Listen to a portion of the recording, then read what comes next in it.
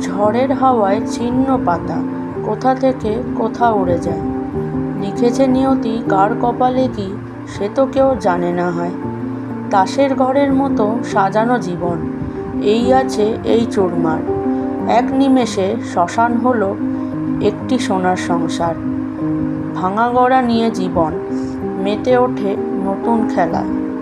ওঠে ঘূর্ণি, ওঠে তোফান, আসে হতাশা, আসে ভয়। আবার পরে সূর্য হাসে, তখন আধার কোথা বয়। কাটা ঘুড়ি সুতো ধরে জীবন জীবন পথে ধায়।